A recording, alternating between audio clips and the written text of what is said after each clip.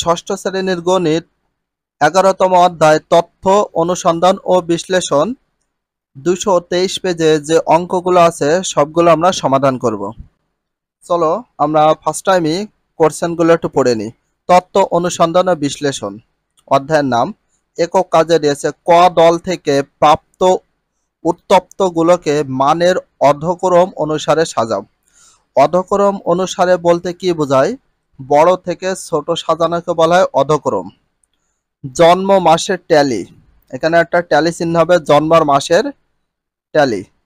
একটি কাজের মাধ্যমে উপাত্ত সংগ্রহ, বিন্যস্তকরণ এবং স্তম্ভ লেখ বা বার ডায়াগ্রাম অঙ্কন প্রক্রিয়াটি উপস্থাপন করা হলো। আমাদের জন্ম মাস খুঁজে বের করার জন্য নিচের ছকটি পূরণ করি। এখানে দেখো মাসের নাম দিয়েছে জানুয়ারি থেকে ডিসেম্বর মাস পর্যন্ত, টোটাল 12টা মাস দিয়ে দিয়েছে। জানুয়ারি, ফেব্রুয়ারি, মার্চ, এপ্রিল, মে, জুন, জুলাই, আগস্ট, সেপ্টেম্বর, অক্টোবর, নভেম্বর, ডিসেম্বর। এখানে দিতে প্লাস ট্যালি চিহ্ন, তার সাথে ট্যালির মোট সংখ্যাটা তোমার দিতে হবে।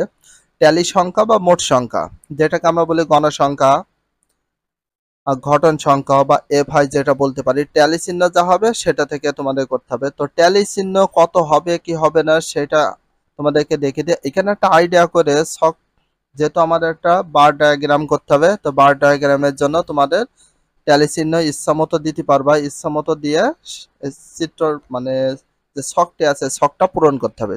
এখানে যে ট্যালি চিহ্ন দেবো সে ট্যালির মোট সংখ্যাটা তোমাদের দিতে হবে। চলো আমরা সর্বপ্রথম এটা পূরণ করে আসি।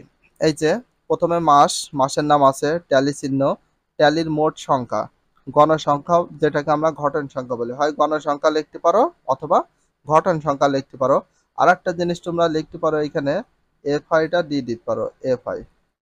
এফআই যার নাম গণসংখ্যা তার নামে ঘটন সংখ্যা, তার নামে এফআই বা ট্যালির মোট সংখ্যা। এখানে কত আছে? আমাদের 3 আছে, 3টা আছে। তাহলে এখানে আমাদের কত হবে? ট্যালির সংখ্যা হবে 3। এখানে ট্যালি চিহ্ন আছে আমাদের 2টা, তাহলে এখানে হবে 2টা। ট্যালি চিহ্ন আছে দেখো 4, এর জন্য সংখ্যা দেওয়া আছে 4। ট্যালি চিহ্ন আছে 1, এই জন্য দেওয়া আছে 1। ট্যালি চিহ্ন আছে 2, এই জন্য দেওয়া আছে 2।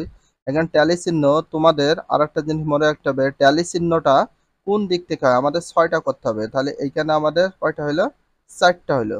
তো 4টাকে আমরা যখন আর একটা এর উপর দিয়ে দিয়ে দেবো, তাহলে এখান থেকে একটা যদি দিয়ে দিই তাহলে আমাদের ট্যালি চিহ্ন হয়ে গেল 5 আর 1 6।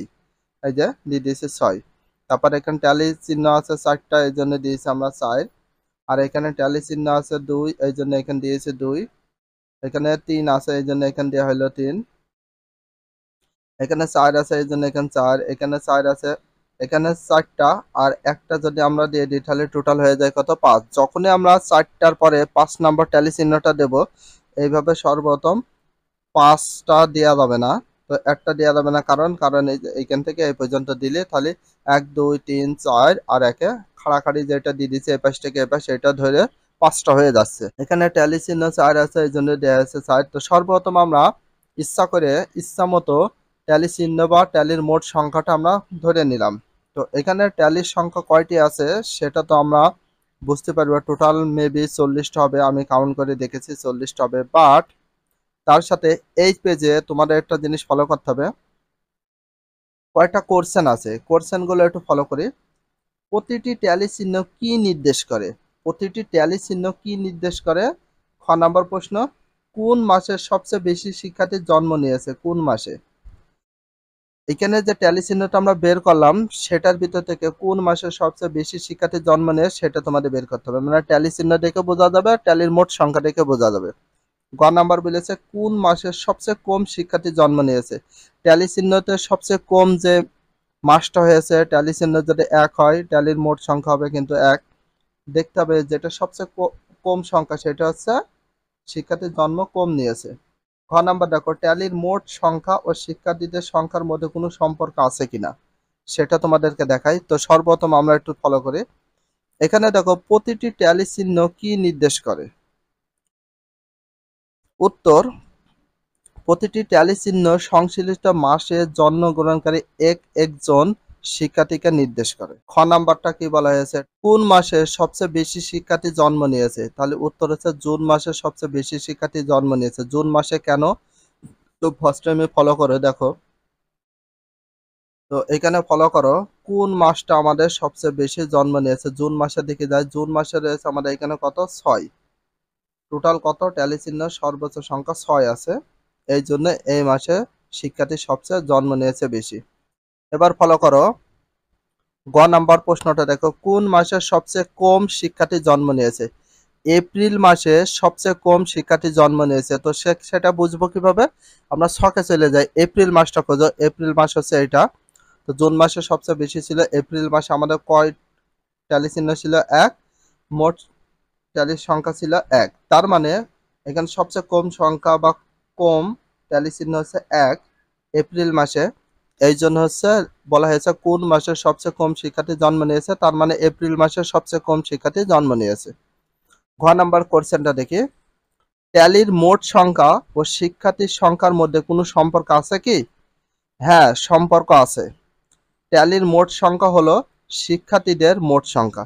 এখানে একটা জিনিস ফলো করো, এখানে যে ট্যালি সংখ্যা আছে, এই ট্যালি সংখ্যা দিয়ে শিক্ষার্থীর মোট সংখ্যাটা বের হয়েছে। ট্যালি সংখ্যা যা হয়েছে মোট সংখ্যা তাই দেওয়া হয়েছে। দেখো এখানে 6 আছে, এখানে দেওয়া 6, এই যে এইভাবে আমরা 6 দিয়ে দেব। এখানে 4 আছে, এখানে রয়েছে 4। তাহলে ট্যালির মোট সংখ্যা আর শিক্ষার্থীর মোট সংখ্যা সম্পর্ক রয়েছে। এদের মধ্যে সম্পর্ক হলে এরা পরস্পর সমান। হ্যাঁ, আসলে পরস্পর সমান। এখানে যদি 2 হয়, এখানেও দেখো 2। এখানে ট্যালি চিহ্ন আছে 2, এটা তো মোট সংখ্যা 3। এখানেও 3, এখানেও 3। এখানে আছে 3, এখানেও 3। এখানে 2 আছে, এখানেও 2। এখানে দেখো ট্যালি চিহ্ন 2, মোট সংখ্যা 2। তার মানে পরস্পর কি আছে, সম্পর্ক আছে। তারপরে বাকি প্রশ্নটা কি বলেছে একটু দেখি। ট্যালির মোট সংখ্যাকে আমরা গণসংখ্যা বলতে পারি। হ্যাঁ, ট্যালির মোট সংখ্যাকে আমরা কি বলতে পারি, গণসংখ্যাও বলতে পারি। এই যে তোমাদেরকে দেখানো হয়েছে ট্যালির মোট সংখ্যাকে কি সংখ্যা বলা হয়। ট্যালির মোট সংখ্যাকে গণসংখ্যা বলতে পারি বা ঘটন সংখ্যা বলতে পারি। পূর্বের ভিডিওতে কিন্তু আমি ডিটেলসে এই বিষয়গুলো বোঝাইছি। গণসংখ্যা বলতে পারি, ঘটন সংখ্যা বলতে পারি, অথবা এফআইও বলতে পারি ট্যালির মোট সংখ্যাকে। এটা কিন্তু এখানে দেখো সেটা উল্লেখ করেছে, ট্যালির মোট সংখ্যাকে আমরা গণসংখ্যা বলতে পারি। এখন আমরা প্রত্যেকে বোর্ডের জন্ম মাসের ছক সারণী ব্যবহার করে একটি স্তম্ভ লেখ অঙ্কন করি। স্তম্ভ লেখ সম্পর্কে তোমার পূর্বে শ্রেণীতে জেনেছ। এ লেখচিত্রের মাধ্যমে খুব সহজে বিভিন্ন উপকরণের উপাত্তের মধ্যে তুলনা করা যায়। এখানে কি বলেছে, এখন আমরা প্রত্যেক বোর্ডে জন্ম মাসের ছক বা সারণী ব্যবহার করে একটি স্তম্ভলেখ অঙ্কন করি। এখানে স্তম্ভলেখ অঙ্কন করতে বলেছে, অবশ্যই স্তম্ভলেখ এরকম একটা স্তম্ভলেখ আমরা অঙ্কন করে তোমাদেরকে দেখে দেব। তারপরে কি বলেছে, এই লেখচিত্রের মাধ্যমে খুব সহজে বিভিন্ন উপকরণের উপাত্তের মধ্যে তুলনা করা যায়। স্তম্ভলেখটির আনুভূমিক রেখার নিচে থাকে ভিন্ন ভিন্ন উপকরণের নাম। এই যে ভিন্ন ভিন্ন উপকরণের নাম রয়েছে লেখচিত্রের নিচে স্তম্ভ। আর উলম্ব রেখা বরাবর প্রকাশ করা হয় উপকরণের সংখ্যা বা পরিমাণ। উলম্ব রেখা বলতে লম্ব যেটা সেটাকে বলা হয় উলম্ব রেখা, আর আনুভূমিক রেখা বলা হয় যেটা নিচে রয়েছে ভূমি, সেটাকে আনুভূমিক রেখা বলা হয়। তারপরে প্রশ্নটা কি বলেছে নিচে আর একটু পড়ি। একই মাপের ছোট কাগজ নিজেদের নাম লিখে এবং তোমাদের স্ট্যাম্প সাইজ ছবির মাধ্যমে মাস অনুযায়ী সাজিয়ে হার্ড পেপার অথবা পুরাতন ক্যালেন্ডারের পিছনে পৃষ্ঠার নিচের নমুনাটির মতো স্তম্ভলেখ তৈরি করো। এই যে এখানে এরকম একটা স্তম্ভলেখ তোমাদের তৈরি করতে বলা হয়েছে। তো আমি স্তম্ভলেখটা তৈরি করে তোমাদেরকে ডেকে দিয়ে চলো। তবে এখন আমি বোর্ডের জন্ম মাসের ছক সারণী ব্যবহার করে একটি স্তম্ভলেখ বা বার ডায়াগ্রাম অঙ্কন করি। যার নাম স্তম্ভলেখ তার নামই বার ডায়াগ্রাম, ইংলিশে বলা হয় বার ডায়াগ্রাম। আনুভূমিক রেখা বরাবর মাসের নাম এবং উলম্ব রেখা বরাবর ওই মাসগুলোতে জন্মগ্রহণকারী শিক্ষার্থীর সংখ্যা বসিয়ে স্তম্ভলেখটি অঙ্কন করা হলো। তাহলে স্তম্ভ সংখ্যাটি আমরা স্তম্ভ লিখবো। তো এখন প্রশ্ন হচ্ছে এটা বুঝবো কিভাবে, এটা কোথায় থেকে নেব। বাট এই যে তোমাদের এখানে একটা ছক তৈরি করে দেওয়া হয়েছে, এই ছকটা দেখে তোমরা বুঝে নিতে পারো। আমি যে ছকটা তৈরি করে দিয়েছি, এখানে যে ছকটা দেখা যাচ্ছে, এই ছক দেখে দেখে তোমাদের কিন্তু কমপ্লিট করতে হবে।